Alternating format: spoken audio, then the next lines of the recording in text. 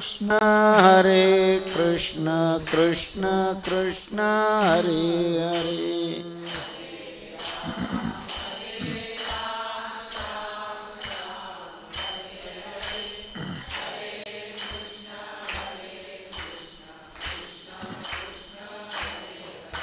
हरे राम राम राम हरे हरे, हरे कृष्ण कृष्ण कृष्ण हरे हरे।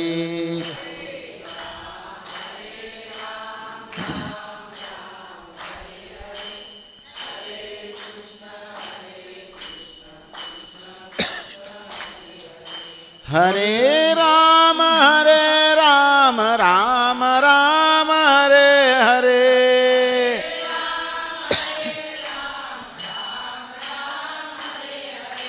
हरे राम राम राम हरे हरे।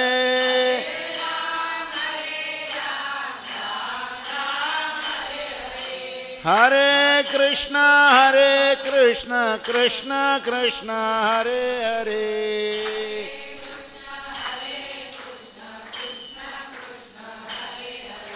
हरे कृष्ण कृष्ण कृष्ण हरे हरे।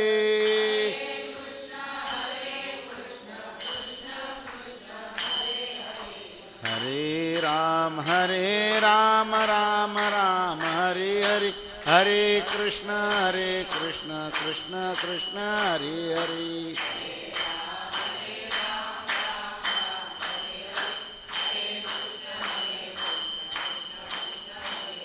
हरे राम राम राम हरे हरे, हरे कृष्ण कृष्ण कृष्ण हरे हरे।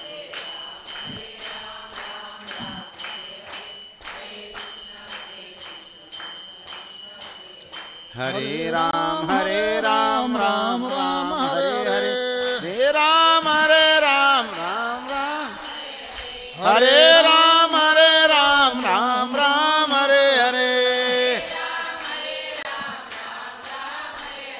हरे कृष्ण कृष्ण कृष्ण हरे हरे, हरे कृष्ण कृष्ण कृष्ण हरे हरे। हरे राम राम राम हरे हरे, हरे कृष्ण कृष्ण कृष्ण हरे हरे।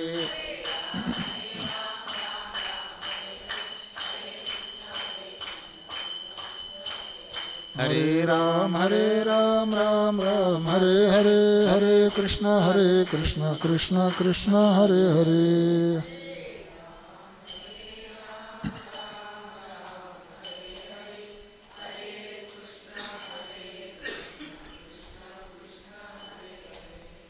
श्री साधु समर्थ।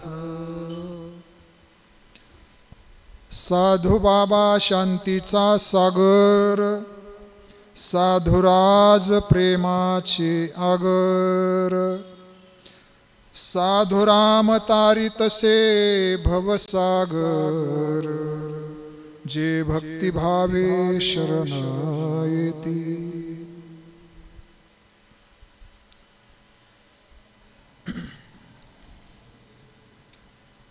सद्गुरूंचं लक्षण आणि सद्गुरूंची साधकावर असलेली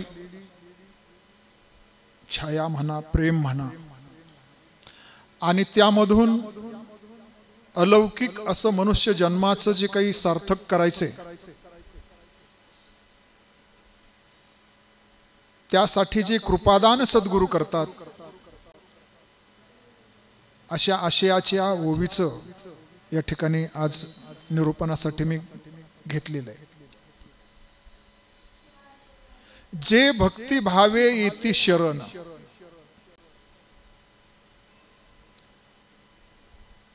अशा चौचरणाच्या ओवीमध्ये शेवटचं कडवं आहे।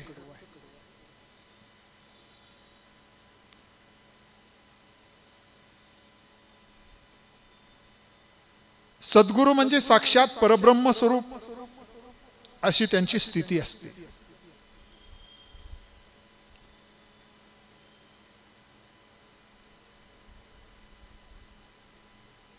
ज्यांची चालती बोलती समाधी ही अखंडपणे तशीच राहते.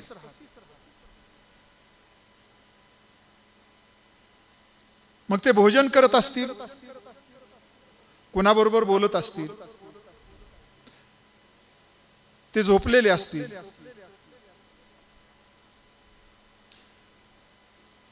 कुठल्याही व्यवस्थेमध्ये आणि कुठल्याही अवस्थेमध्ये ब्रह्मस्वरूपी एकदिशी आणि वृत्ती लीन चिदाकाशी अशी ज्यांची अवस्था असते, आणि म्हणून तर ते शांतीचे सागर असतात.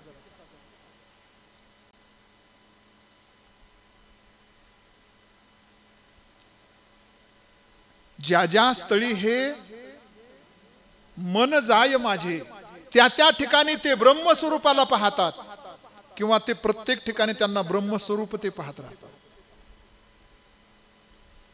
गजानन बाबा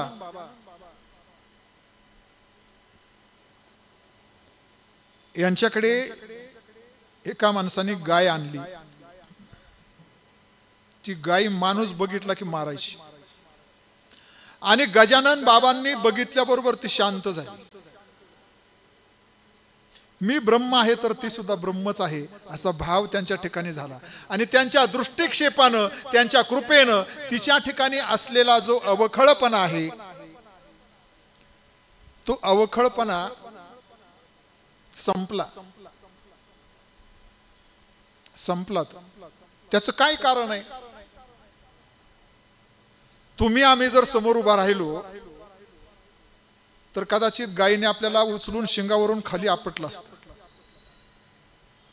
कारण आपल्या ठिकाणी द्वैत भाव आहे. ती गाय मारकी आहे हा भाव तुमच्या मनात आल्याबरोबर तुम्ही एका ऍक्शन मूड मध्ये थांबला असता. कसा थांबला असता? एकतर हातामध्ये काहीतरी दांडकं घेतलं असतं, नाहीतर दिसल तो दगड घेतला असता. बरोबर आहे ना? तिला तारण्यासाठी घेतला असता का मारण्यासाठी? मारण्यासाठी घेतला असता. पण त्यांनी जो दृष्टिक्षेप केला, जी कृपादृष्टी केली, आणि त्या कृपादृष्टीनं तेही शांत आणि दुसऱ्या जवळचा अवगुण घालवण्यासाठी सद्गुरु शांतीचे सागर आहे.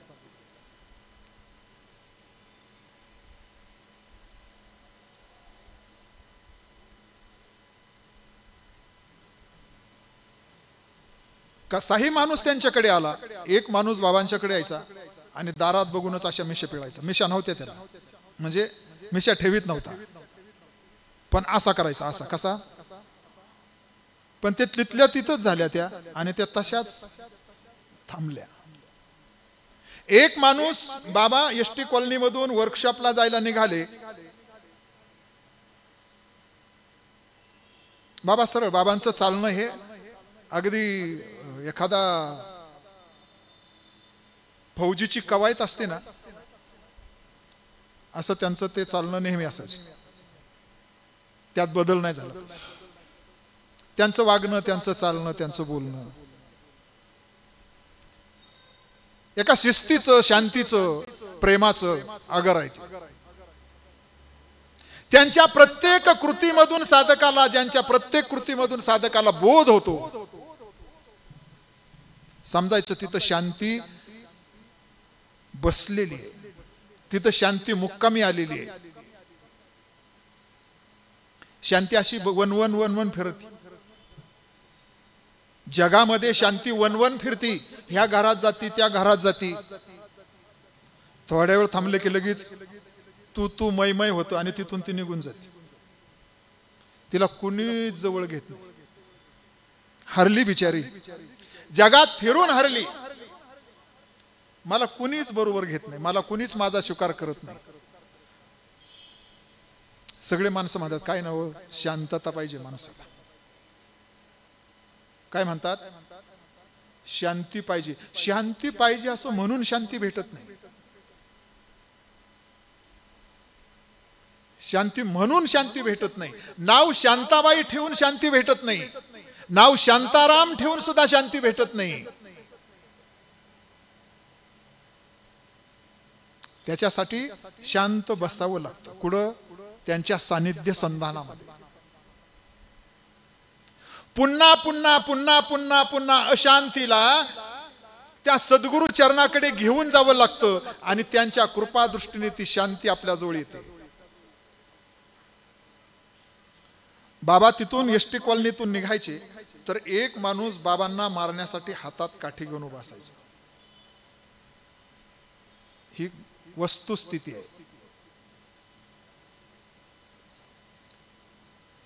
हातात काठी घेऊन तो असा मोठे डोळे करून असायचा आणि जसे जसे बाबा जवळ येतील ना तसं तसं तो ऍक्शन मध्ये थांबायचा. काही घेणं नाही देणं नाही बाबांना त्याचं. बाबा सरळ चालायचे. जसे जसे बाबा जवळ येतील तसा तसा तो शांत होत जायचा. आणि बाबा त्यांच्या थोडस पुढे गेले की तो माघारी जायचा. त्यांनी त्याच्याकडे पाहिलं नाही.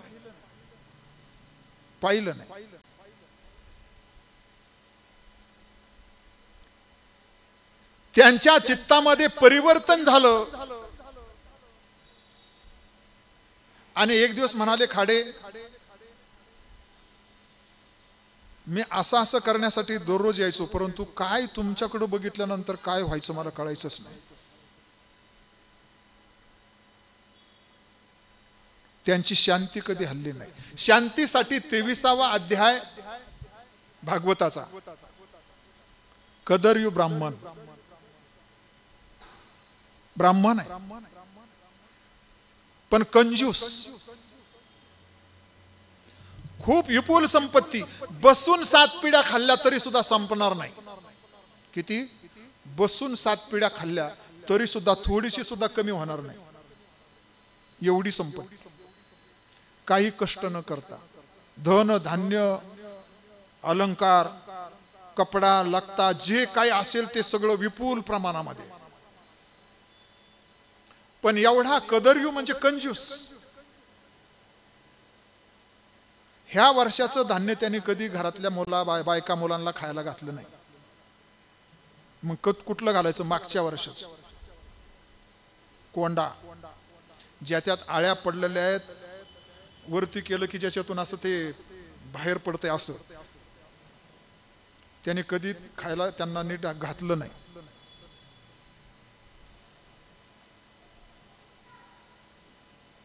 आणि एक दिवस त्याच्या चित्तामध्ये असं वैराग्य निर्माण झालं. असा हा कंजूस असलेला माणूस कधी कुणाच्या मदतीला कधी गेला नाही.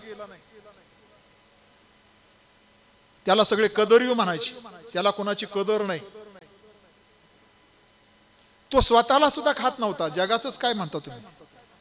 कपडे जर फाटले ना त्याच्या अंगावरचे तर ते शिवण्यासारखे राहतच नाहीत. तेव्हा मग ते बदलायचे. कपडे अंगात घातले ना चांगले मळाल्याशिवाय परत त्याला साबण लावायचा नाही. चपला नवीन घेतल्या तर बरेच दिवस जर दगड वगैरे जर काही आली अशी रस्त्यामध्ये तर त्या पायातल्या काढून घ्यायच्या, कारण चपला लवकर खराब होतील. खालून झिजतील ना त्या, म्हणून तो काढून घ्यायचा.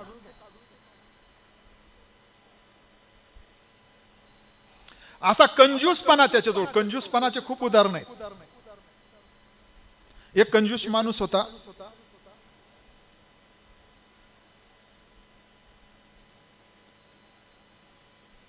त्याच्याकडे काही माणसं यायची अशी सल्ला घ्यायला, याला त्याला अमक तमक. तो सल्ला सुद्धा कंजूस मध्येच द्यायचा. काही मागायला आलं तरी ते तुम्ही जर म्हटलं ना मला 1 रुपया द्या तर तो 1च पैसा देणार. जास्त एकच 50 सुद्धा नाही, तो 1च पैसा देणार. एक दिवस गावाला जायचं होतं आणि गावाला जायचं होतं म्हटल्यानंतर तो म्हणला कुणी जर आलं तर त्यांना काही देऊ नको, माझी इज्जत घालू नको. मुलाला सांगितलं. म्हणला ठीक आहे जा, काहीच कुणाला द्यायचं नाही. काही माणूस मागायला आला ना तर त्याला बोलूनच माघारी पाठवायचा, तो काही देणारच नाही. तो गावी गेला आणि त्याच्या मुलाला सांगितलं, त्याची तर आंबे होते विकायला. एक माणूस आला, म्हटला चांगले चांगले मोठे मोठे आंबे द्या. म्हणला हे कुठं पोरगा, म्हणला हे कुठं लफड करत बसायचं, कोणाला द्यायचंच नाही काय. परत एवढंच दिलं तेवढंच दिलं, अमकच झालं तमकच झालं, हे कशाला करत बसायचं. त्याने कुणालाच आंबे दिले नाही. वडील आल्यानंतर विचारलं, म्हणले अरे आंबे सगळे तसेच आहेत, काय तू काय केलं का नाही. म्हणला नाही. म्हणला एक माणूस आला आणि तो मला सगळ्यात मोठ्यात मोठा आंबा द्या असं मागितलं. म्हणला आणि म्हणला मग काय केलंस तू. म्हणला मी, म्हणला तुमचा मुलगा आहे. म्हणला मी त्याला आंबा तसा नाही दिला, एक कागद आणला, त्या कागदावर आंब्याचं मोठं चित्र काढलं, ते कापलं आणि त्या माणसाला मी ते दिलं. आंबा नाही दिला, आंबा दिला पण कसा दिला, चित्र काढून दिला. तो म्हणला केवढा काढला होता. म्हणला असा भला मोठा काढला होता आंबा. आंबा छोटा काढला नव्हता. म्हणला मी मोठा मागितला होता ना. म्हणला मूर्ख आहेस तू. तरी सुद्धा काय म्हटला तो, मूर्ख आहेस, एवढा मोठा कशाला काढलास तू. असा एवढूसाच काढायचा होता ना. किती कंजूसपणा करावा. कागदावर काढलेला आंबा सुद्धा जास्त मोठा झाला, एवढा कंजूसपणा. शेवटी त्या कदरीयू ब्राह्मणाच्या ठिकाणी सगळी बायका मुलं सगळी वैतागली. आपल्याला खायला मीठ मिळाना, लिहायला नीट मिळाना. मग त्याच्या ठिकाणी वैराग्य उत्पन्न झालं आणि सर्वस्वाचा त्याग केला. आता तो एकतर चेंगट माणूस होता, त्याच्यामुळे टिंगल सगळी करायची. पण त्याची टिंगल करायला लागल्यानंतर, त्याची टवाळी करायला लागल्यानंतर तो कुणालाच काहीच बोलत नव्हता. त्याला चिमटा काढला तरी काही बोलत नव्हता, काहीही बोलत नव्हता.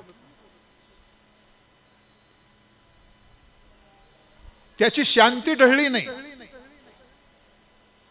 बघा तुम्ही 23व्या अध्यायामध्ये जर तुम्ही कदरीयू व्याख्यान जर ऐकलं तर लक्षात येईल की नेमकी त्याची अवस्था काय होती, त्याच्या ठिकाणी वैराग्य कसं निर्माण झालं आणि तो ब्रह्मसंपन्न कसा झाला. सद्गुरु हे शांतीचे सागर, सद्गुरु हे प्रेमाचे आगर, प्रेमाचे आगर. सद्गुरु साधूबाबा जन्मतःच ब्रह्मसंपन्न, निरक्षर, पण भागवत मुखोद्गत. भागवत मुखोद्गत.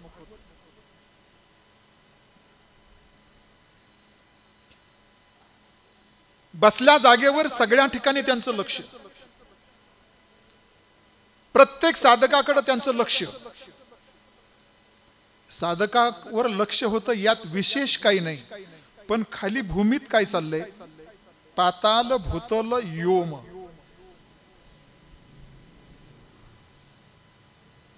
पाताळात काय चाललंय, जमिनीवर भूतलावर काय चाललंय आणि योम म्हणजे आकाशामध्ये काय चाललंय, हे बसल्या जागेवर सगळं कळत.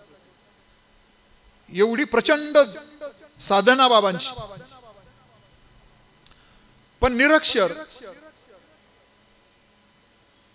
आणि खेडेगाव मध्ये राहणीमान शेतकरी, त्यामुळे राहणीमान साध, बाबांचं राहणीमान साध. आणि त्या काळातली ती बोलीभाषा बाबांची, आणि थोडेसे विद्वान मंडळींना त्यांचा तो गावंढळपणा वाटायचा. आणि त्यामुळे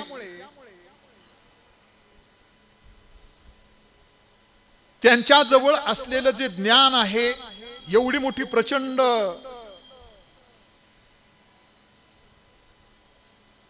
आत्मज्ञानाची विभूती ती असेल असं कोणाला वाटलं नाही. म्हणून तर बाबा बऱ्याच लोकांना कळले नाही. त्याचं कारण असते.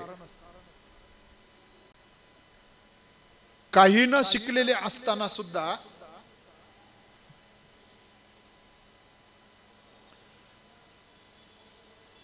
कुठल्या अध्यायातली किती नंबरची ओवी आहे हे बसून बाबा सांगायचे. ह्या अध्यायाची अमक्या नंबरची ओवी तुम्ही काढा आणि नंतर मग तुमच्या प्रश्नाचं उत्तर त्याच्यात तुम्हाला मिळेल. एक दिवस बाबा केडगावला गेलेले असताना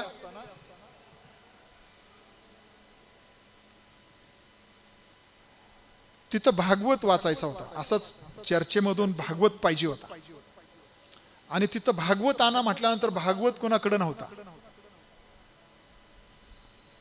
आणि त्याच्याशिवाय प्रमाणाशिवाय गुरुप्रचिती, आत्मप्रचिती आणि ग्रंथ प्रचिती.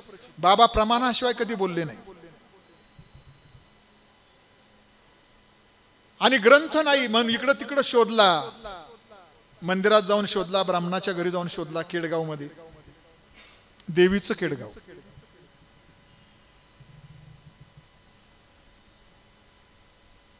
आणि भागवत मिळाला नाही. त्यावेळेला बाबांनी सांगितलं जा म्हणले, गावामध्ये जा. गावामध्ये म्हणजे नगरमध्ये, माळीवाड्यात, पंचपीर चावडीजवळ पहिल्या गल्लीमध्ये बाबांनी सगळं तो घर नंबर सकट सांगितलं. आणि त्या घरात गेल्यानंतर माडीवरती असा याच्यावरती ठेवलेली ग्रंथाची अशी थप्पी आहे, त्याच्यामध्ये वरून 4थ्या नंबरचा ग्रंथ आहे, तो घेऊन ये. आणि ज्यांच्याकडे तो बाबांनी एवढं डिटेल सांगितलेलं त्यांच्याकडे तो माणूस गेला. म्हणजे तुम्ही जोशी तुम्हीच का? म्हणजे हो. का हो म्हटले, काय काम आहे? नाही म्हटले तुमच्याकडे भागवत आहे. म्हणले नाही माझ्याकडे नाही. म्हटलं अहो म्हणले आहे तुमच्याकडे, असं काय करता तुम्ही? आहे ना तुमच्याजवळ. म्हणले वरती ठेवलाय माडीवर. माडीवर? म्हणजे तुला काय माहित माडीवर ठेवलाय? माझ्या घरातलं काय मला माहिती का तुला माहिती? अहो म्हटले आहे माडीवर, बघा ना तुम्ही, फरतळात ठेवलेला आहे, वरून 4थ्या नंबरचा. अजून सांगितल्यानंतर तो म्हणला हा माझ्या घरात काय चोरी करून गेलाय का काय? एवढं वरून 4थ्या नंबरचं सांगतोय हा. याचं कधी पाहिलं नाही, काय नाही, अमकं नाही, तमकं नाही. तो माणूस वरती गेला, बघितला तर खरंच त्याच नंबरला तो भागवत होता. तो मिळाला. तो म्हटला एवढं तुम्हाला कसं कळलं? म्हणले अशी अशी चर्चा सुरू आहे आमच्या घरी आणि सद्गुरू साधूबाबा म्हणून पुण्यावरून आलेले आहेत आणि त्यांना त्यातले त्या ओवीचा मतितार्थ त्या दुसऱ्या माणसाला सांगायचा आहे, प्रमाण द्यायचंय आणि तो ग्रंथ आम्हाला तिथं मिळाला नाही. त्यावेळेला तो ग्रंथ कुठं मिळेल म्हणून तुमचं नाव सांगून त्यांनी मला पाठवलं. बसल्या जागेवरून कुठे काय आहे हे ज्यांना कळतं, किती शांती असेल महाराज, किती शांती असेल. एवढ्या याच्यातून तिथं जाऊन तो ग्रंथ बघायचा. आपल्याला थोड्या वेळ जर बसलो, डोळे नाही उघडणार, पण आमच्याजवळ शांती कधी येणार नाही.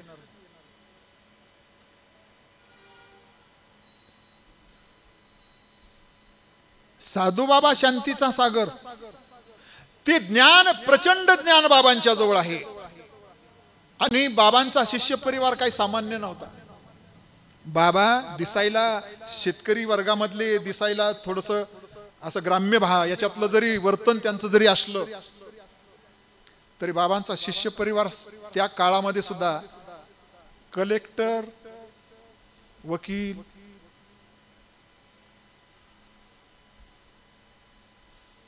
इथपासून तर अगदी झोपडपट्टीपर्यंत, क्लास 1 पासून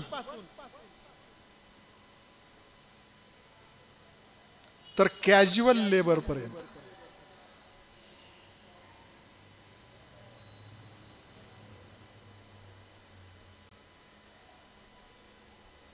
सुबंध साहेब हे कलेक्टर लेवलची माणसं, मोरे साहेब हे क्लास 1 वर होते, हे कलेक्टर लेवलची माणसं, त्या पदावर काम करणारी माणसं होती.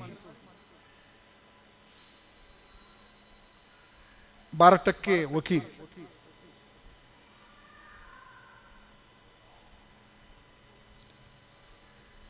सासवडचे नानासाहेब जगताप ही फार मोठी त्या काळामध्ये मोठी आसामी म्हणजे संपूर्ण सासवड परिसर ज्यांच्या ताब्यामध्ये होता, पंचकृषी, ते म्हणतील तसं सरदार होते, सरदार घराणं छत्रपतींच्या काळातली ही सगळी मंडळी, अगदी ब्राह्मणापासून तर अगदी शूद्रापर्यंत बाबांचे सगळे साधक होते.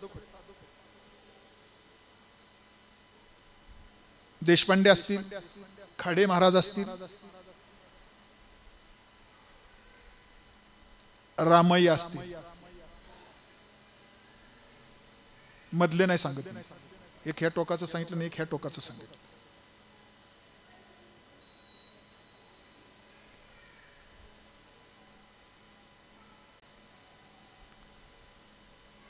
हा सगळा एवढा बाबांचा शिष्य परिवार बाबांच्या वेशभूषेला पाहून आला नाही. ही मंडळी बाबांच्या पुढे का वाकली, का बाबांना गुरुस्थानी त्यांनी मान्य केलं? बाबांना पाहिल्याबरोबर त्यांच्या ठिकाणी असलेली जी दिव्यता आहे, प्रचंड असलेली त्यांच्यामध्ये जी काही कृपा आहे, कृपेची दृष्टी आहे, बाबांनी त्यांच्याकडे पाहिल्याबरोबर अनुग्रह होत होता.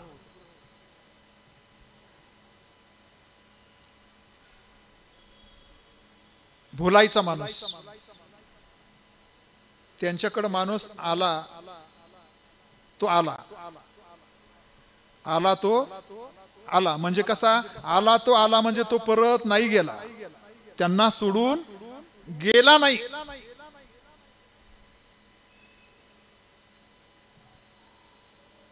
एवढं मोठं बाबांच्या जवळ ज्ञान असताना त्यावेळेला ही सगळी मंडळी, नानासाहेब जगताप असतील, 12% वकील असतील, आणि अजूनही सासवड मधला बाबांचा काही शिष्य परिवार त्या ठिकाणी एकत्र यायचा आणि नानासाहेबांच्या ज्या शेतामध्ये त्या ठिकाणी भागवतावर चिंतन करायचे. सत्संग सत्संग घडला पाहिजे, सत्संग करता आला पाहिजे, संग करता आला पाहिजे. आम्ही विसंगतीतून संग पाहतो आणि म्हणून आमची परमार्थिक अवस्था आम्हाला साध्य होत नाही.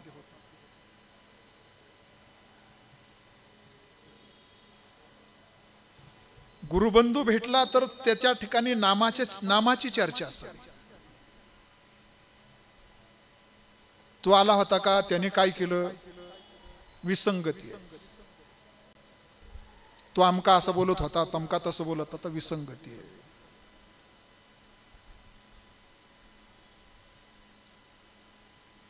नामाशिवाय दुसरं बोलणं नाही, त्याला संग म्हणतात. आणि तो सत्संग रोज चालायचा. एकदा ते बसली त्यांची बैठक की असा नित्य चालायचा त्यांचा तो. आणि तिथं जवळच आचार्य भागवत, जो महात्मा गांधीने तिथं आश्रम स्थापन केलेला आहे, आणि त्या आश्रमामधून ते पाहायचे की हे कोण माणसं इथं येऊन बसतात, पांढरे सफेद कपडे असतात, काय असतात, म्हणून कुतूहलाने पाहिजे. एक दिवस त्यांना ते राबवलं नाही आणि त्यांना जाऊन विचारलं की तुम्ही कशासाठी इथं एकत्र जमत असता, काय करत असता? त्यांनी सांगितलं आम्ही इथं सत्संग करत असतो. म्हणले काय सत्संगामध्ये करता? काय नाही, ज्ञानेश्वरी भागवत याच्यावरती चर्चा करतो. आमचे काही प्रश्न असले तर एकमेकाला विचारतो. वादे वादे तत्वबोधे.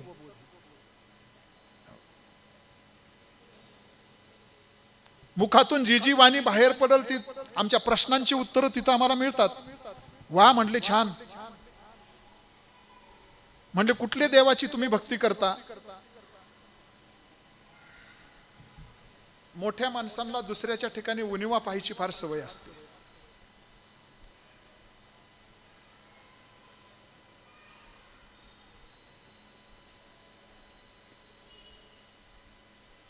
आणि दुसरा एखादा काही करू लागला, चांगलं करू लागला तर ते मोठ्या माणसाला खपत नाही.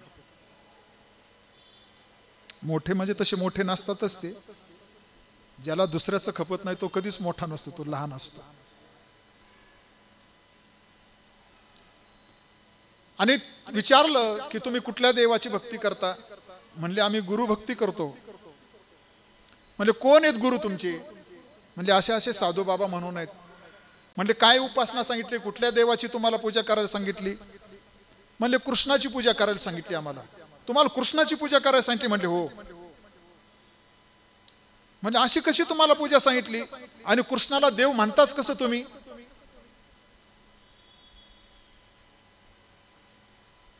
ज्याच्या ठिकाणी भेदभाव आहे त्याला देव कसं म्हणायचं?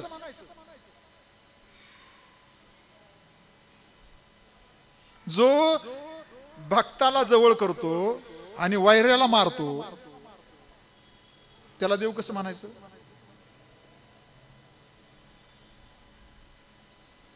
बरं, त्याला देव म्हणावं तर तो चोऱ्या करतो, त्याला कसं देव म्हणायचं? असा चोरी करणाऱ्या देवाची पूजा तुम्हाला सांगितली. बरं, नुसता चोरी करून थांबला नाही म्हटले. सगळ्या गवळणींच्या तक्रारी आहेत त्याच्याबद्दल. परनारीच्या साडीला हात लावतो तो, त्याला देव कसं म्हणायचं? कोण गुरु आहेत तुमचे? त्यांना बोलून घ्या म्हटले.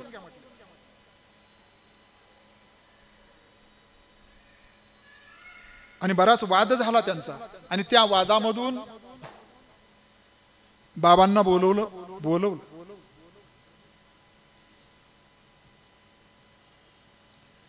बाबा पुण्यात होते आणि बाबांना निरोप कळल्यानंतर बाबा त्या ठिकाणी हजर झाले. दुसऱ्या दिवशी बाबांना अगोदर संपूर्ण सविस्तर कल्पना दिली, असं असं झालंय. ठीक आहे म्हटले. बाबांची ते असं थोडस ग्रामीण भागातलं धोतर म्हणजे थोडस वर असतं, पिंडरीपर्यंत असं. वरची ती बंडी घातलेली, ते पागुट थोडसा छोटस असतं, ते असं गुंडाळलेलं कसं तरी आपलं डोक्याला बांधलेलं. तो पंचा आपला थोडासा आपला गळ्यात एक गाठण मारली की संपून जातो. थोडेसे मळलेलेच कपडे असे, ते थोडस शेतकऱ्याचे कपडे का बघा तुम्ही, तसे ते मळलेले नसतात, माळलेले असतात. हो.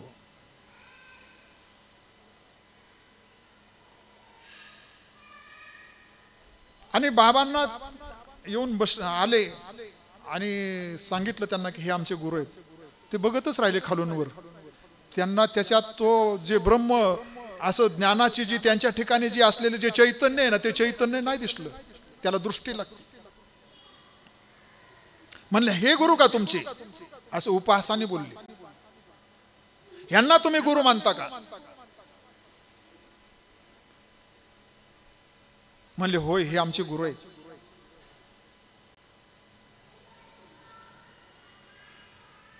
त्यांनी थोडस शांत होऊन त्यांच्याकडे बघितलं आणि पहिला प्रश्न केला, तुम्ही यांचे गुरु का? बाबा काही न बोलता फक्त मान हलवून सांगितलं, काही बोलले नाहीत. मनोनी माझी वैखरी आणि मौनाचे ही मौन करी.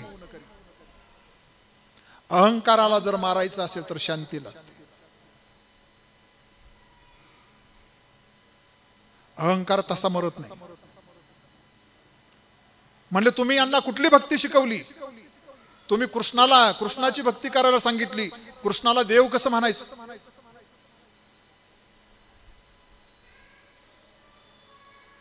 ज्याच्या जवळ द्वैत भाव आहे, एकाला वैरी समजतो तो आणि एकाला स्वैरा समजतो. कौरव पांडव भाऊ आहेत की नाही? मग दोघांना स्वैरा समजायला पाहिजे का नाही? पण एकाला वैरी मानलं आणि एकाला स्वैरा मानलं. म्हटलं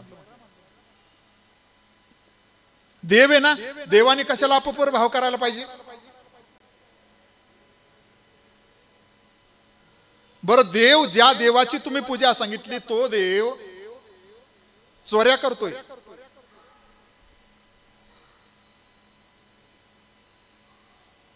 असे बरेच त्यांनी बोलले. बाबा शांत होते. बाबा 2 पायावर बसलेले होते.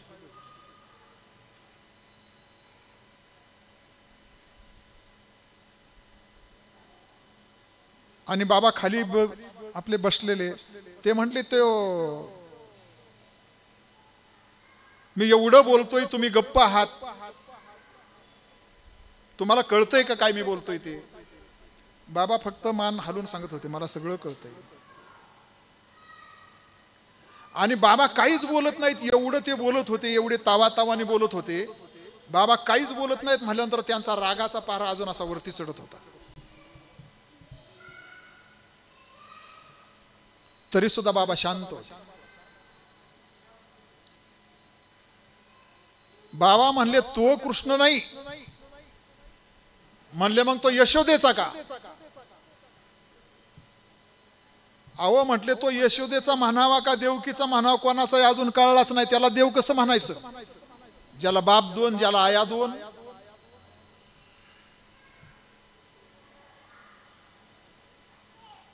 वसुदेवाचा म्हणायचा का देव नंदाचा म्हणायचा? बाबांनी मातीचा ढिगारा केला आपला खाली. आणि ते म्हटले, जो कृष्ण ज्याने अलंकार घातलेत, पितांबर नेसलाय, तो का? बाबांनी खिशातला रुमाल काढला आणि त्या ढिगाऱ्यावर टाकला. बाबा फक्त म्हणायचे नाही, हात करून सांगायचे नाही, तो पण नाही. मग म्हटले, तो गोकुळामध्ये चोऱ्या करत होता, तो का? त्यांनी तो मातीचा ढिगारा असा पसरून दिला.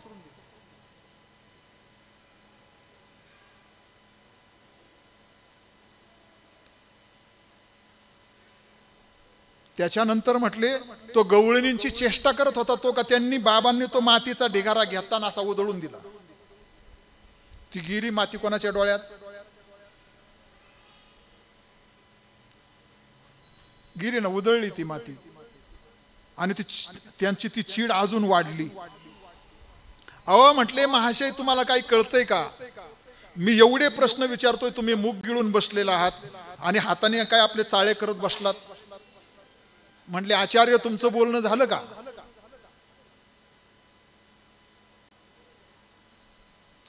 तुम्ही जे प्रश्न विचारली त्या प्रश्नाची उत्तरं मी तुम्हाला दिली, ही तुम्हाला कळलं का? म्हणजे काय प्रश्नाची उत्तर दिली? बसल्या जागेवर खाली बसून मातीचा ढिगारा करताय काय? त्याच्यावर रुमाल टाकताय काय? तो विस्कडून टाकताय काय? तो उधळून देताय काय? काय उत्तर दिलीत म्हटले तुम्ही? म्हणजे तीच उत्तर तुम्हाला कळायला पाहिजे होतं. तुम्ही आचार्य आहात ना? तुम्ही ज्या वेळेला सगुणाचं वर्णन केलं, त्यावेळेला मी मातीचा ढिगारा केला. तुम्ही अलंकार त्याला घातले, त्यावेळेला मी रुमालाने त्याला झाकून ठेवला. तुम्ही गवळणी गोकुळामध्ये चोरी केली असं सांगितल्यावर मी विस्कडून दिला. सगुणावर आरोप करू नका म्हटले तुम्ही. आणि ज्या वेळेला तुम्ही म्हणाला की गोपींची तो टिंगल करत होता, त्यावेळेला मी तो ढिगारा विस्कटून दिला. तो कृष्ण नाही म्हटले. तुम्हाला कृष्ण कळला का? बाबांचं हे बोलणं न बोलता होतंय. सद्गुरु शांतीचा सागर आहे. तत्वज्ञानाने खूप काही सांगता येतं, पण अनुभूतीमध्ये अनुभूती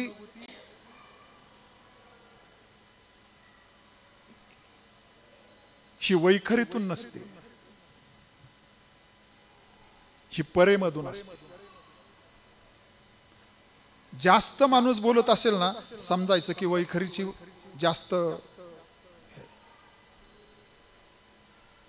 जास्त बोलणं जर असेल ना, तर समजायचं की अजून हे बरंच पाणी हलतंय, पाणी शांत नाहीये.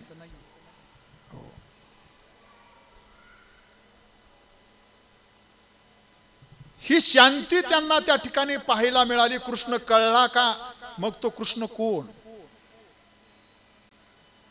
त्याच्यावर भरपूर चर्चा आहे त्याची.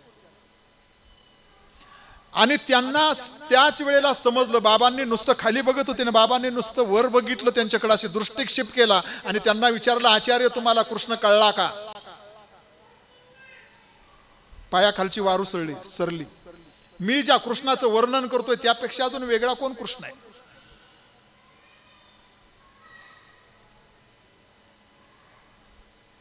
आचार्य, जो कृष्ण गोकुळामध्ये यशोदेच्या मांडीवर बसून स्तनपान करत होता आणि स्तनपान करत असताना तो जास्त दूध पिऊ लागला, म्हणून यशोदेने स्तनपान करताना बाजूला केला आणि त्याचा चंबू दाबला, तर त्याच्यामध्ये संपूर्ण विश्व सामावलेलं होतं.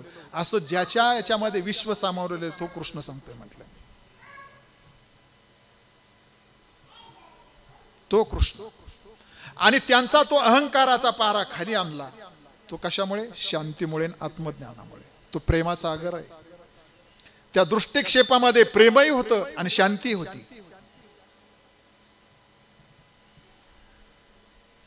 आणि ते प्रेमाची त्यांची दृष्टी पाहिल्यानंतर इथं काहीतरी ज्ञान आहे असं म्हटल्यानंतर आचार्यांनी हात जोडले. आणि आजपर्यंत जे ज्ञान मिळवण्यासाठी कन्याकुमारी पासून तर पांडिचेरी पर्यंत फिरलो,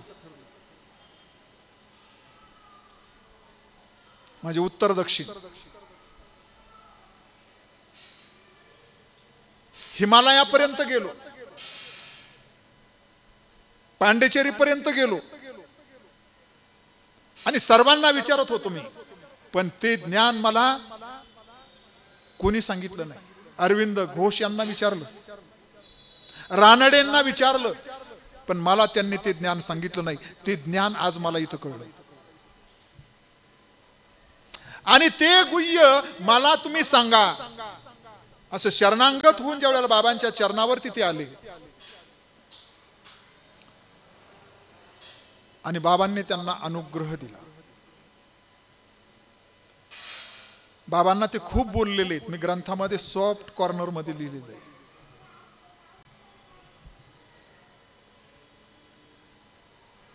तो प्रसंग जसा डोळ्यासमोर उभा राहिल्यानंतर जसं त्यांची ती त्या वाणीतली जी तीव्रता होती ना,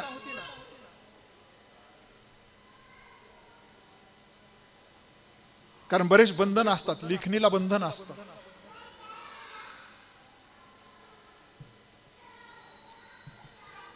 आणि तिथे ते शरणांगत आहे. सद्गुरू हा शांतीचा अपकार्यावरती सुद्धा उपकार. आपल्याला एखादा आर्य जर म्हटला तर आपण मरेपर्यंत विसरत नाही.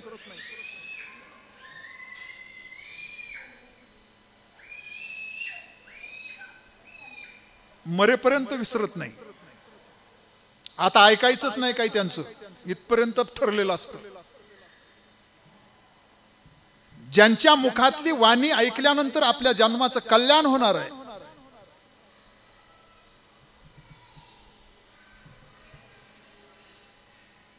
एक माणूस मला म्हटला, ज्यांच्या मुखातली ऐकायची त्यांची ऐकली. म्हटले आम्ही,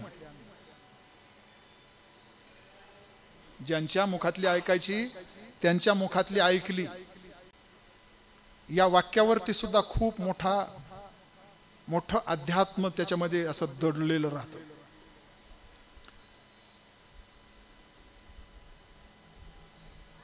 सद्गुरु क अमर आहे.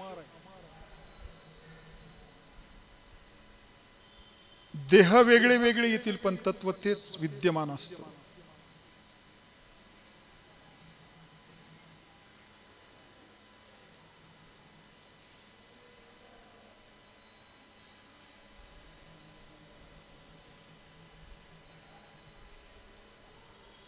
पुन्हा एसटी सुटली, कोल्हापूरला जाते.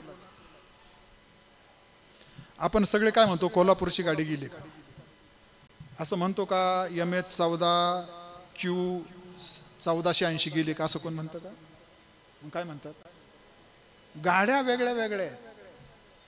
गाड्या, दररोजची गाडी वेगळी आहे, पण गाडी कुठं जाती?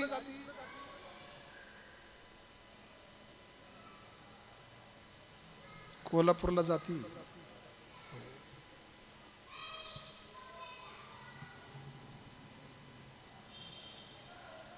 म्हणून तर गुरुपरंपरा श्रेष्ठ आहे. भागवत नीट लक्ष देऊन ऐका, वाचा.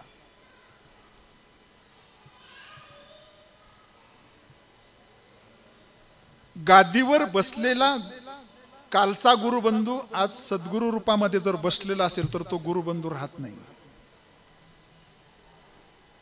ज्या माझ्या सद्गुरूंनी तिथं बसवलंय ते सद्गुरूच असतात.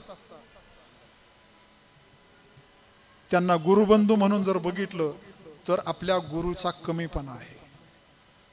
ज्यांना माझ्या गुरुने तिथं बसवलेलं आहे, मी त्याच्या रूपामध्ये आहे असं ज्या वेळेला त्यांनी त्या ठिकाणी ते बसवलेलं असतं, तिथं उणीव सद्गुरूंचे ठाई जाण शिष्याने किंचित जरी देखील न्यून.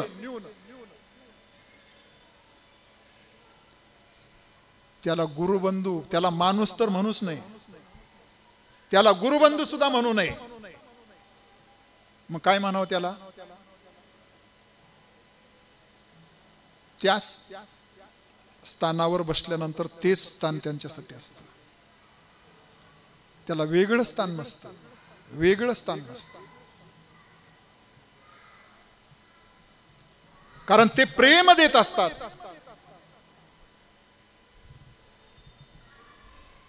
गुरु कृपेनी सगळ्या उणिवांची भर, ज्या उणिवा असतात ना त्या निघून जातात, त्या थांबत नाही.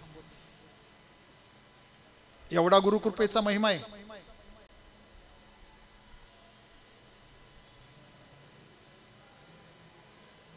ज्ञानोबारायांनी रेड्याला स्पर्श केला तर वेद बोलला. हा कशाचा महिमा आहे? तो शिकला होता का? नव्हता शिकला. मी काल सांगलीला रामकृष्ण परमहंसांचा दृष्टांत सांगत असताना, रामकृष्ण परमहंस हे वेदांत शिकले, शास्त्र त्यांचं मुखोद्गत होतं.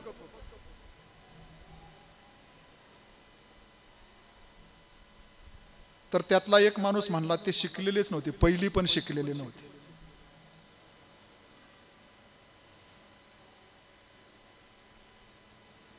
मग रेडा कोणच्या शाळेत गेला होता?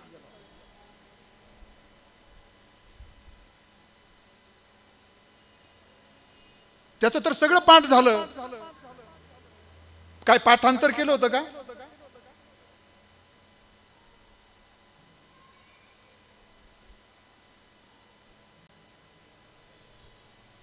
नाही ना. गुरु कृपा झाल्यानंतर त्या ठिकाणी सगळी सिद्धता प्राप्त होते.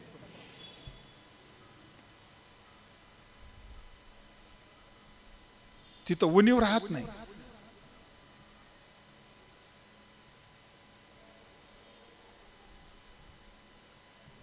ज्यांनी खाण्याशिवाय दुसरं काहीच केलं नाही, सतरंजीला घडी सुद्धा अशी पलटी मारली नाही, बसल्या जागेवरून त्याच्या पुढचं खरकट काढायला सुद्धा तो उठत नव्हता, असा सरकत होता. आणि घ्या घ्या म्हणता, घ्या घ्या काढून घ्या, असं करायचं. त्याच्यावर कृपा केली आणि नाथांचं राहिलेलं रामायण लिहिलं.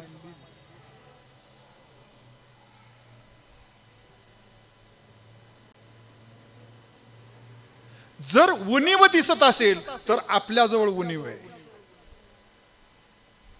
माझा हा मुद्दा आहे.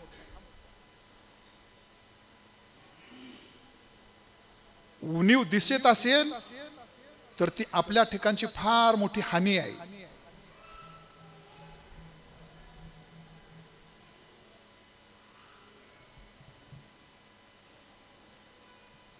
म्हणून सद्गुरू हा कृपेचा आगर आहे. त्यांनी कृपा करावी बस. त्यांनी एकदा कृपा केली ना, बाकीचं काही आवश्यकता राहत नाही. पण ती कृपा आपल्यावर होण्यासाठी तशी परिस्थिती निर्माण झाली पाहिजे. एकतर त्यांच्या अंतःकरणात तरी व्हावी, नाहीतर आपल्या अंतःकरणामध्ये तरी व्हावी. आणि दोघांच्याही अंतःकरणामध्ये जर झाली तर सोन्यावरून पिवळं.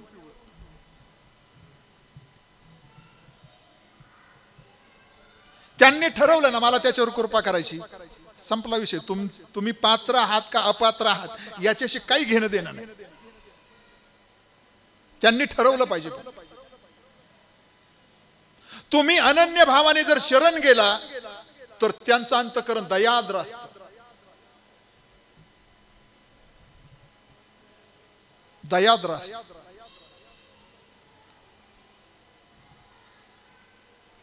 ते पाहत नाहीत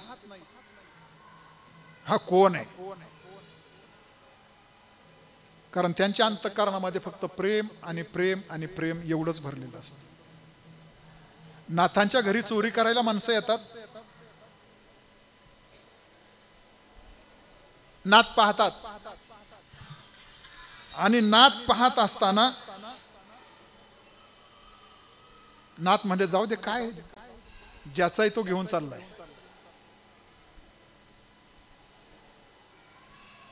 कुणीच जाग नाही असं समजून त्यांनी चांगलीच गठुडी बांधली. एकाला उचलणार नाही एवढी गठुडी बांधली. मग आता एकट्याला ते गठुडं उचलत नाही म्हणजे दुसरा माणूस लागतो त्याला उचलून द्यायला. मग ते चोर हुशार होते, एकमेकाला उचलून देत होते. हा त्याला उचलून द्यायचा, तो त्याला उचलून, ज्याला उचलून दिलं ते चालला, त्याला उचलून दिलं तो चालला. शेवटी एक राहिला ना, त्याला उचलायला कोणच नव्हतं. त्याने डोक्याला हात लावला, म्हणला सगळ्यांना उचलून दिलं म्हणलं मी, आणि मलाच उचलायला कोण नाही राहिलं उचलून द्यायला. आता काय करावं? नाथ महाराज कळवळले, म्हणजे सगळ्यांना मिळालं याला मिळालं नाही. नाथ महाराज आले आणि म्हणले थांब थांब, काय गडबड करू नको, मी उचलू लागतो म्हटलं. काय शांती आहे महाराज, आपल्या घरात चोर तर तुम्ही चांगलं खणपुसाचं लाकूडच आणलं असतं एखाद्याने, हा धोपटावलं असतं, उचलू लागल. दया पण आहे त्यांच्याजवळ, प्रेम पण आहे, शांती पण आहे. एक यवन सकाळपासून अंगावर थुकतो, कंटाळला तो. कोण? किती वेळा पान खाऊन थुकायचं हो. ते गंगेवर जाईपर्यंत दुसरं पान खावं लागायचं ना. सकाळपासून पानं संपून गेली त्याच्या जवळची, वैतागलं ते बी. हे काहीच बोला ना अजून. आपल्याकडे रागाने सुद्धा मोठे डोळे करून सुद्धा बघा ना. हा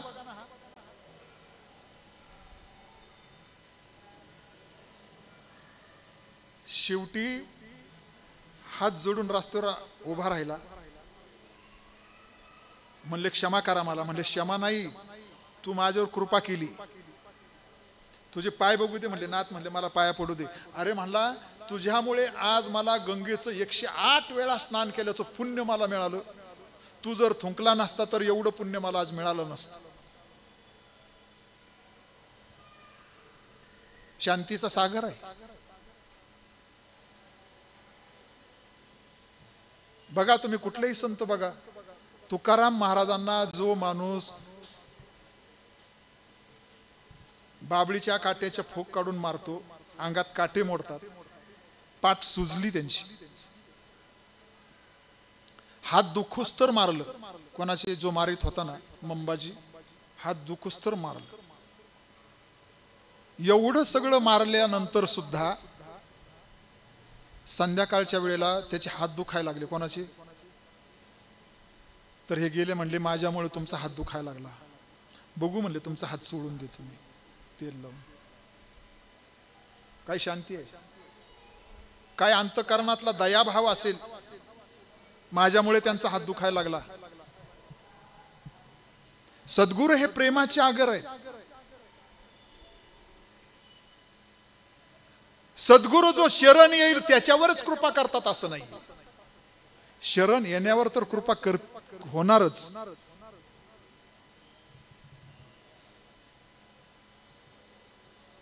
त्यात काहीच विशेष नाही. पण जो कृपा करण्याच्या लायकीचाच नाहीये आणि तो सहज भेटला तरी सुद्धा त्याच्यावर कृपा करतात, सहज कृपा करतात. फक्त तो भाव आपल्या अंतःकरणामध्ये असला पाहिजे. भाव तसा देव, जसा भाव असेल तसा देव.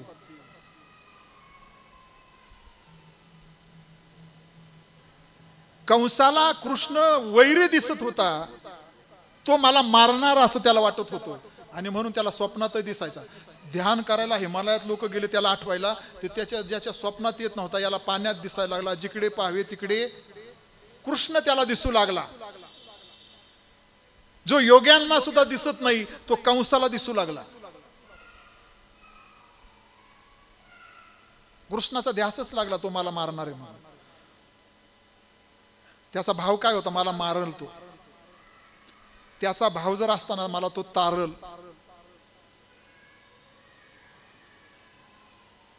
साधूच्याकडे गेल्यानंतर तुमची प्रतिक्रिया काय आहे? साधूकडून काय घ्यावं?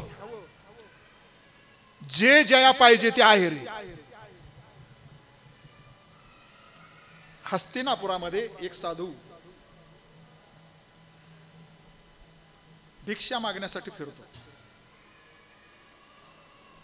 ओम भवती भिक्षांदे अशी ललकार देतो. जय श्रीराम.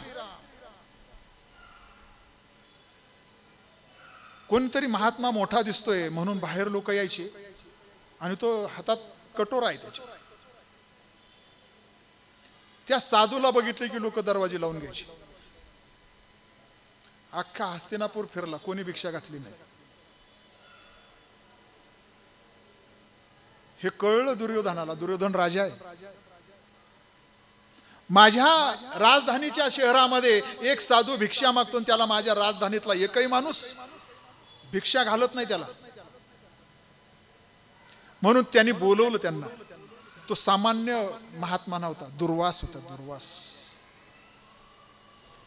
कोण अन्न देणार हो? 7 खांडे अन्न लागते त्याला एका टायमाला. किती? 7 खांड्या. 7 खांड्या म्हणजे किती?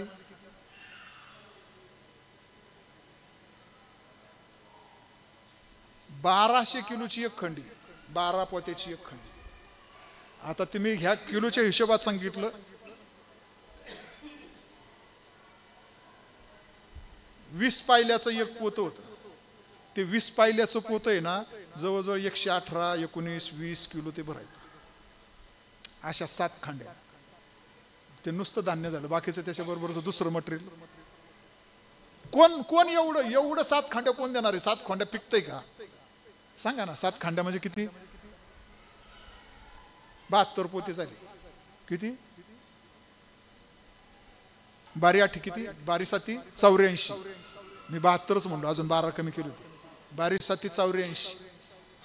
84 पोते. कोण वाढणार? दुर्योधनाने बोलवलं. जर साधूला इथं मिळाले नाही तर आपलं नाव खराब होईल. मी राजा आहे. आणि 6 महिने सेवा केली, त्याची तृप्त झाला. कोण? 6 महिने यथेच्छ खायला दिलं. कोणाला? आणि दुर्वास प्रसन्न झाले. प्रसन्न झाल्यानंतर म्हटले, तुला काय मागायचं ते माग. हा मुद्दा आहे माझा आता. काय मागायचं ते माग. साधू प्रसन्न झालाय.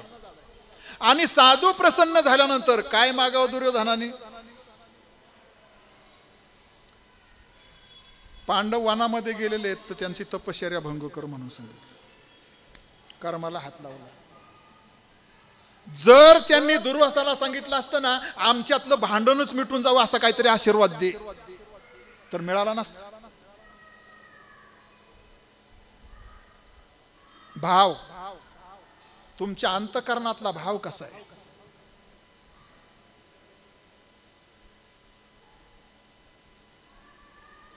शेवटी ते खरं करण्यासाठी गेले दुर्वास, पण ते सक्सेस झालं का? कारण हे त्यांच्याही मनात नव्हतं.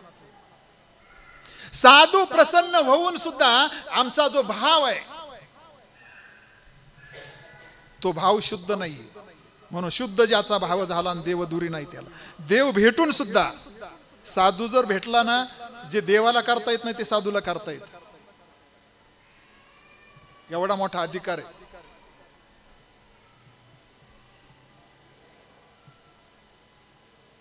भाव पाहिजे.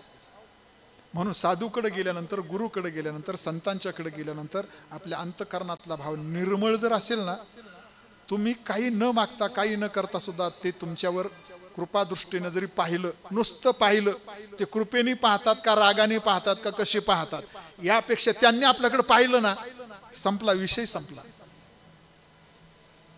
तो भाव असला पाहिजे. पण बस मी त्यांना पाहिलं, ते पाहू दे नाही तर न पाहू दे, मी त्यांना पाहिलं बस. पाहिला नंदाचा नंदन हा भाव असला पाहिजे. त्यांचं नुसतं स्मरण जरी झालं, ज्या भावानी स्मरण झालं, तर ते स्मरण सुद्धा आपल्या जीवनामध्ये आपल्याला प्रसाद देऊन जातं. प्रसाद. कारण त्यांच्या जवळची जी शांती ती अखंड आहे. अखंड आहे. कुठल्याही स्थितीमध्ये, कुठल्याही अवस्थेमध्ये पवित्र आणि सोवळी एक तीच भूमंडळी. त्यांनी आंघोळ केली का?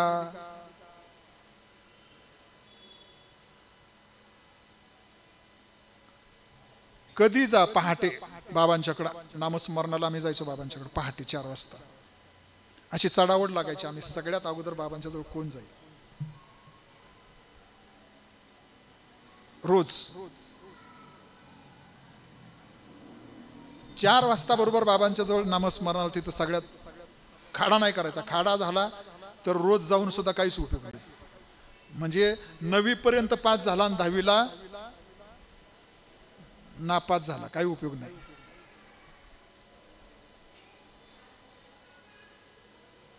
कधी पण जा, कधी पण जा. बाबा असं वाटायचं की बाबा आत्ता एवढ्यातच मेकअप करून बसलेत का काय,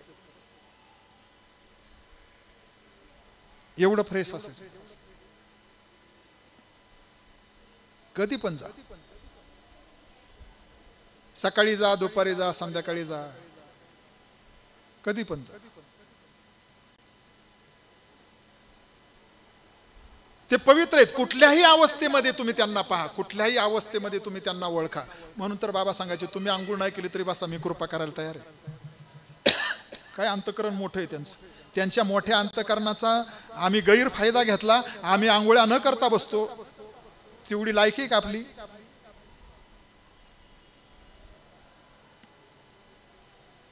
तेवढा शरीर धर्म आपल्या ताब्यात आहे का?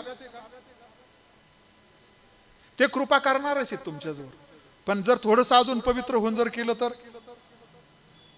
बरेच लोक म्हणतात बाबा उठतो हो, आम्ही उठतो, बसतो पण नामस्मरणाला आणि बसल्या बसल्याच तसाच झोपून जातो. म्हटलं मग त्याच्यासाठी काय करायला पाहिजे? आता बाबांनी का तुम्हाला घरी येऊन आंघोळ घालायला पाहिजे का?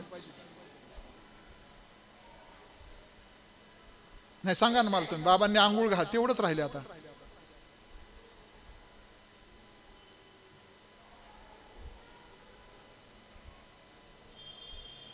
त्यांच्या मुखातून निघालेलं प्रत्येक वाक्य त्यातला गर्भितार्थ कळला पाहिजे. गुरुमुखातील बोध ऐकण्या सर्वांगाचे कान करा, सहज बोलणे गर्भितार्था उमजून घेरे नरा. कळलं पाहिजे.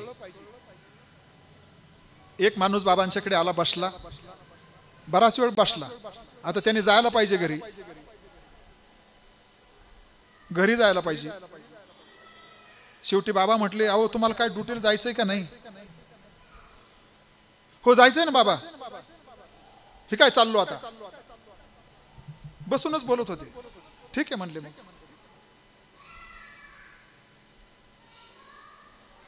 ते उभा राहिले. बाबांना वाटलं आता निघतील, मग निघतील. शेवटी ते बाबांना म्हणले, बाबा चाललो मी.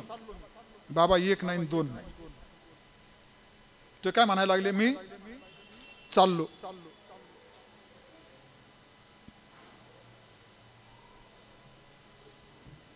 बाबा म्हणायचे बसा.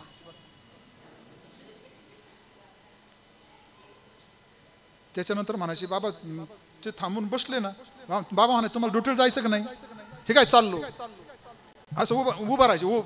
चाललो. बाबा म्हणायचे बसा.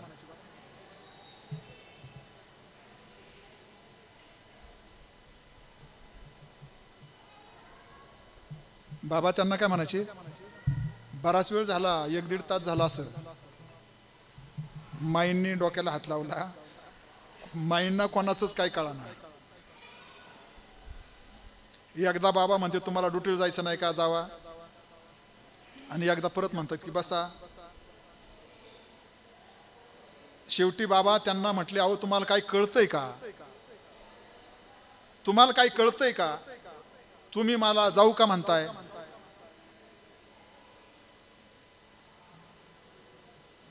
तुम्ही येऊ का म्हणायला पाहिजे. म्हणून जाताना, घरातून बाहेर जाताना काय म्हणतात? जाऊ का कधी असतं माहिती आहे का तुम्हाला? आम्ही जातो, हा तिथं जातो असतं. येऊ का म्हणायचं असतं. त्यांच्या सहज बोलण्यामधून सुद्धा, कारण काही ठिकाणी गिरवावं लागतं, सारखं गिरून, म्हणून पहिले आमच्या वेळेला कित्ते होते बघा गिरवायला, असे गिरवायचे ते. एक रे एकाचा, कला काना का का असं होतं. आता तसं शिक्षण राहिलं नाही की काही नाही. या ठिकाणी माझ्या वाणीला पूर्णविराम देतो. आजचं अन्नदान, हा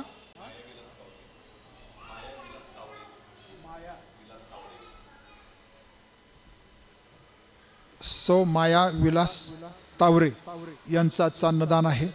आहेत का तावरे? त्यांचा शाल आणि श्रीफळ देऊन सन्मान. याच्यानंतर प्रसाद आहे.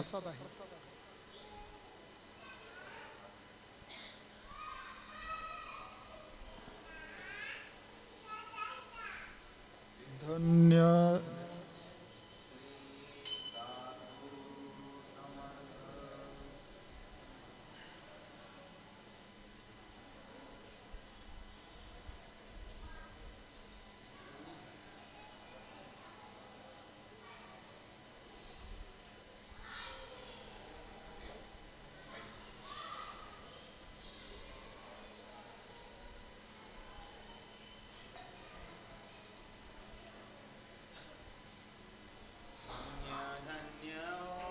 प्रदक्षिणा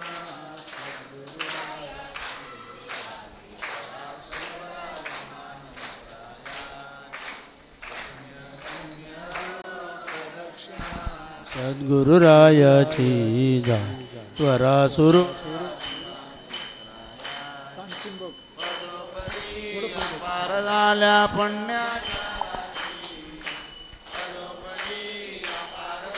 पुण्याच्या राशी, सर्व तीर्थे घडली आम्हा आदि कर्णिकाशी. सर्व तीर्थे घडली आम्हा आदि कर्णिकाशी. धन्य प्रदक्षिणा सद्गुरुरायाची जय. करा सर्वराभिमान उतरायाची. मृदुंग टाळ घोष भक्त भावार्थे गाती. मृदुंग टाळ घोष भक्त भावार्थे गाती. नाम संकीर्तने ब्रह्मानंदे नाचती. नाम संकीर्तने ब्रह्मानंदे नाचती.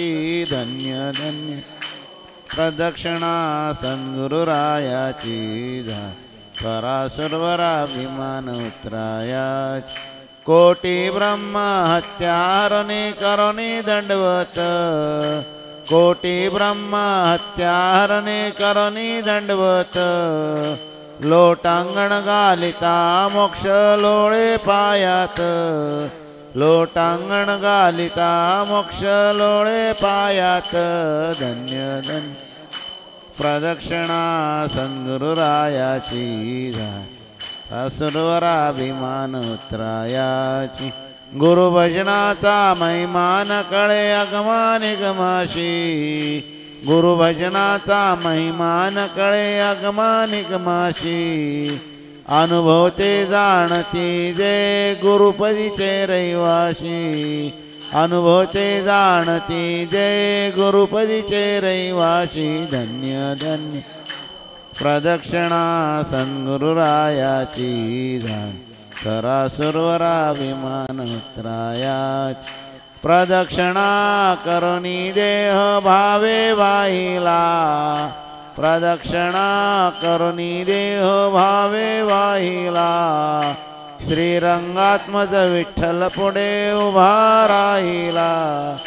श्रीरंगात्मज विठ्ठल पुढे उभा राहिला धन्य धन्य ओ सद्गुरुरायाची झाली त्वरा सर्वरा विमान उतरायाची धन्य धन्य ओ प्रदक्षिणा सद्गुरुरायाची त्वरा सर्वरा विमान उतरायाची श्री साधू श्री